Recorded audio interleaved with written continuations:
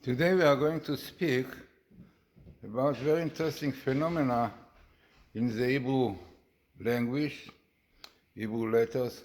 Also, sometimes it happens also in the English verse, maybe because they are taken from Hebrew. But this is really one of the chapters in my book, Letters of Fire, book which went in many editions. Feldheim brought it out. Then one could see it also came in Russian, French. So there is a chapter which is saying we are having the same letters in the same order, but different meanings. So definitely it's an interesting phenomena. It mainly happens in Hebrew because in Hebrew every letter represents elements, right? So when elements are put in different way, you have different results. If you take the Hebrew word mime, mem, yud, mem, basically indicating to the build-up of the water, which we know quite well. This is H2O, two hydrogens and oxygen, one oxygen, two hydrogens on the right and the left and right. A little bit in the middle you have the oxygen, H2O, which is HOH. So this fits with what our rabbis tell us in the book Formation related to Abraham. There's a letter Mem was a letter with which the water were created. Every element, everything was created. The Hebrew letters. The Hebrew letters were the basis of creations with so many of our lectures, YouTube. So comes out the letter Mem also in the expression Hebrew Mem is like mime, Mem. Only the Yud is missing. What is the Yud? The Yud is the letter of oxygen. This is why the Hebrew word Chaim. You have two Yudim, two oxygen, right? Yud, Yud. So Yud represents wisdom also, and wisdom and life goes together. The Maimonides says that the life of wise people is wisdom. So Yud is life, physical and spiritual. So whatever it is interesting. If you take the Hebrew letters, Ma'im, Mem, Yud, Mem, the Mem is the hydrogen, the element of water. Yud is the oxygen. And again, take the other oxygen, the hydrogen.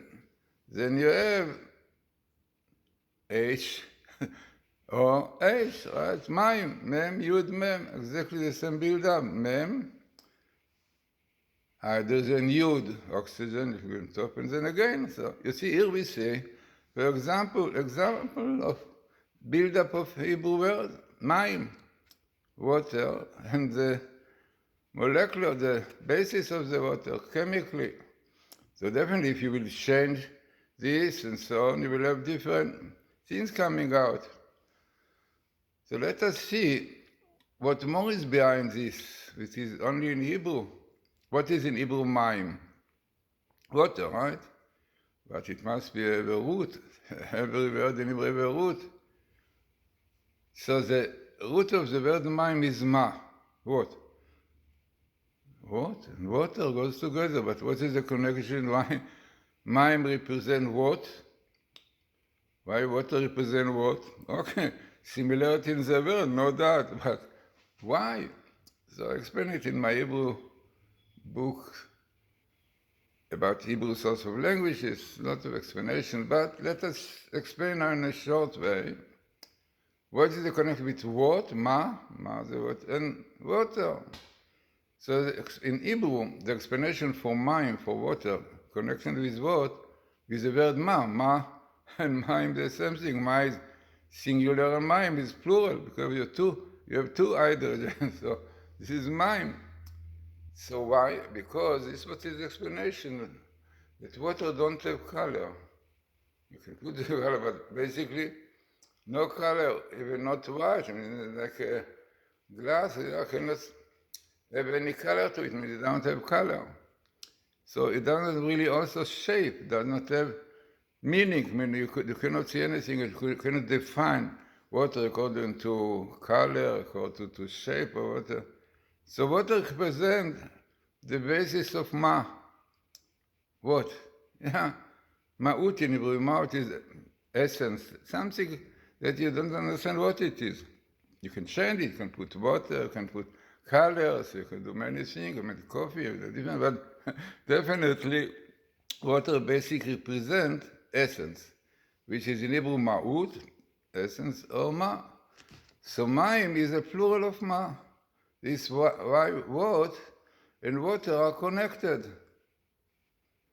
But if you look at it properly, you will see immediately the connection of English language to German. It is known that English came after the German. They called the English like a bastard, taken from many other languages. So German, what is German water? Wasser. Wasser. Very similar to water, Wasser. And what is was? Was is das? Ma? So in German, it's exactly the right meaning of the word. Was is ma, and Wasser is mine, and in German is the plural, yeah, man and manner, yeah. So in German, you see clearly the idea which you see in Hebrew. In Hebrew, ma, what and water, ma, mine. In German, was and Wasser. The English took it for German, so they made it what and water. But what? Not a thing. What if you have something in what? It's full of water? What? Well, definitely the connection, simple was and Wasser. What? So this is an example, really, of a word in Hebrew. Each letter represents something, yeah? Even in English, I saw explanations for the letter mem. M. The letter M basically is the shape of wave of water. This is what I saw, yeah. Interesting, yeah, wave of water. Again, the idea of water. So now I understand the idea of water, and why it's called water, and what's the connection. So this is really an example of a word in English which the letters really represent what they are. In fact, even the gematria, the gematria of Maim is Mem 40, Yud 10, and Mem 40, Tzadik 90.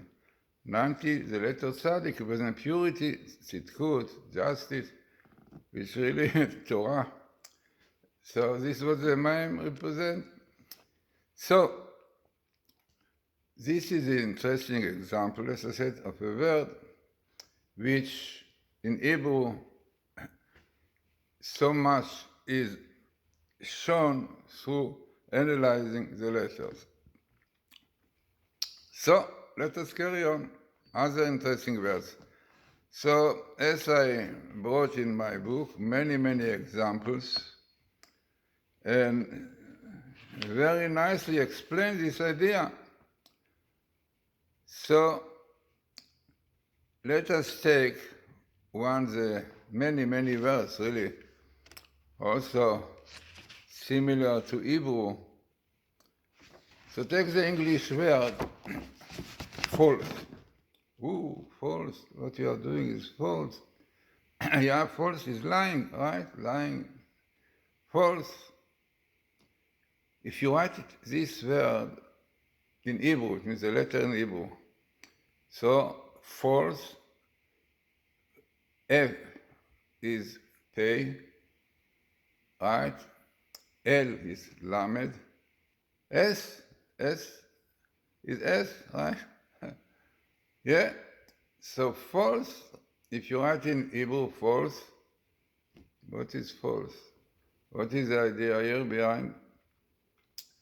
So in Hebrew, the word false is basically the Hebrew word pales. In Hebrew you have very famous word, the Bible pales במעגל דרכיך. Pales is straight. Pales is straight. Interesting. Pales is straight. And this what means, pales במעגל דרכיך. You straighten your ways, your word. So Pales is straight. The same letters. Pei Lamed Samech. But opposite of English. English is Salof. Samech Lamed Pei. And Pales, straight is Pei Lamed Samech. What is the idea? In Hebrew, we read from right to left. From English, we write from left to right. The English people make more the left, the Hebrew more the right. Don't know. But this is a fact. Many other languages also start from the left. So, therefore, it is interesting. So when you read in English the word Peles, straight, it means false. So if you read it in Hebrew, from the other side, it's Pales, straight. So false is exactly the opposite of Pales. This is interesting phenomenon. We are going to bring some other example. That Hebrew words, which read instead from the right to the left of the right, is exactly the opposite. So therefore in Hebrew, Salof is cheating. Yeah, cheating. In the Torah we find few places. כי השוחד יסלף דברי צדיקים, giving bribery, יסלף, falsified verse of righteous people. So in Hebrew, salof is falsified. You see the connection. Salof in Hebrew, from right to left, false in English, from left to right. No? The same thing. So we're not going to idea what is Samech, what is Lamed, what is Pei, why it represents false thing and so on. But interesting example. In Hebrew, also the same idea. In Hebrew, you see Salof is makes things crooked, twisted, lying, which is the opposite of Pales, of straight. You take straight thing, Pales, and you make it solve. In English, you have Salof and false. So, again, another example as the same letters. From left can be negative, from right, positive. And the English false also. Maybe when you are doing false thing, you are falling. Also interesting, the English word fall is basically the main letter of the Hebrew word nafol. To fall. In Hebrew is fall. Fall and fall. Also interesting idea, definitely. Connection. So there are many, many other words like this in the Hebrew. And I brought very, very interesting words. I mean, some of them, we know that in Hebrew, in English, you have letters which are coming from the same source of the throat. Yeah. You have guttural, yeah. Later we come from the throat, from the lips, from the tongue, the plant. So, therefore, some words, Rabbi Shimshon Raphael a lot speaks about this, which have the same letters, in the same group of letters, so it shows some connection. So let us take an interesting word, which I brought it. Yeah, and this is what I said, this very interesting concept to understand why is the root, Gaal. In Hebrew, Gaal is Geula. You know what is Geula? Redemption, which means redemption. Is also found a number of times in the scriptures with the meaning of abomination, yeah, or rejection. In this sense, the letter Gal is closely related to the Gaal. Yeah, you know. In Hebrew, we don't put some emphasis, but in the Zemanite, they are put a lot of emphasis when it says the same word, like Gaal with Aleph, or Gaal, yeah, with abomination, something weird. So what is the idea? What is the idea of Gaal, which means emit or eject to Gola? So as I said, the letter Aleph and Ayin are interchangeable, as we have seen many times. So the feeling of abomination and rejection, Gaal, it means the negative word Gaal, which the Jewish people have aroused in the other nations, have given Israel a law and despised status in exile. But this very condition has preserved their uniqueness as the people, preventing assimilation and making redemption possible. It's very, very interesting, very interesting. The Sfat Emet says that when Jews feel very nice in exile, feel it's very nice to behave like Gentiles. Jews are different people. The Torah says, Am levadad ivshot. They are different people, nation which is different. But when they want to be the same, right, they feel very nice to assimilate. No, very bad. So comes the anti-Semites and despise them. Yeah. And this anti-Semitism today going more and more to remind Jews you are different. Don't become like us, you're Jews. So this situation, when Jews are despised, like abomination, this is attitude, with anti-Semites to Jews. This is a sign we should bring Jews to redemption. Yeah, very interesting. So despising exile, despising being like happy and joyful, behaving like Gentile. No, Gentile, very nice. They have their laws, their behavior, but you Jews are different. God gave you laws of Torah, Shabbat, how to behave. If you don't behave like this, comes the anti-Semites to tell you, Jew, a Jew, a Jew. You look in the Oxford Dictionary what they say about a Jew. So, this is the connection between the word of redemption of the word of abomination. Unbelievable. Behind these two words, you have such important teachings to Jews.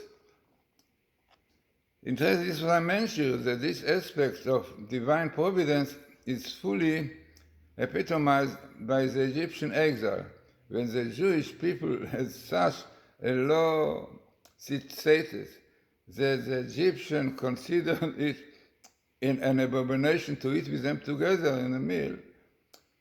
As is written, the Egyptian could not eat bread with the Hebrews, for this was an abomination for Egyptians.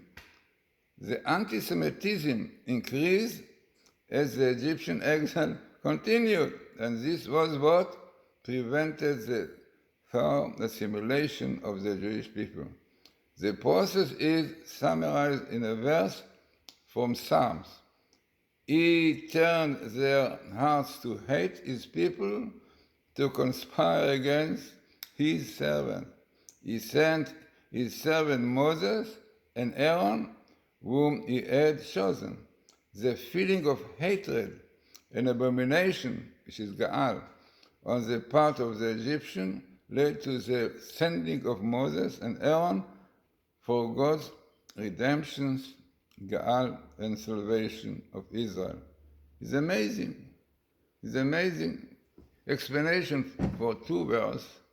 Basically, are similar, but the letter Ayin represents abomination, and the letter Gaal mainly represents redemption. So I brought another very interesting example of this similar concept is expressed by the word kes. Kes is end. Kesaya means end of days.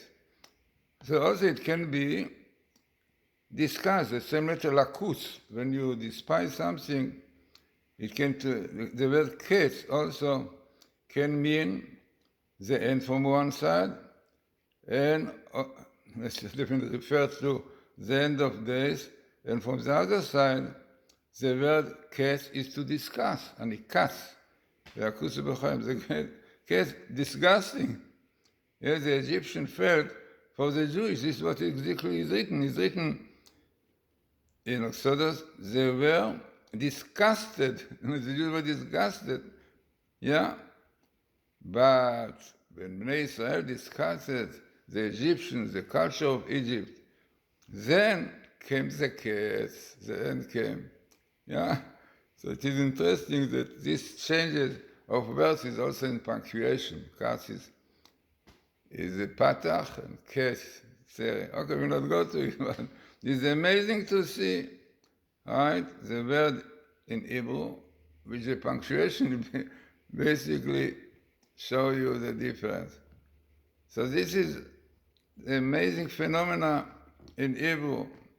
So in my book, Letters of Fire, I brought me many other examples. Really, the book was translated by a very good translator from also, translated for also many things. And yeah, his name, beginning of the book, right, is Oshri Fuchs. Yeah, Shlomo Fuchs, Oshri Fuchs, and was edited, but very good editor by Ferdinand editor Tabak. She was one of the best one of whom she passed away. And this book is really outstanding because as an editor, she was particular on each word, on each letter even, and also the sources. So in the end of this book, you have all the sources. I think about 10 pages of sources. So this is a good editor, Ferdinand editor.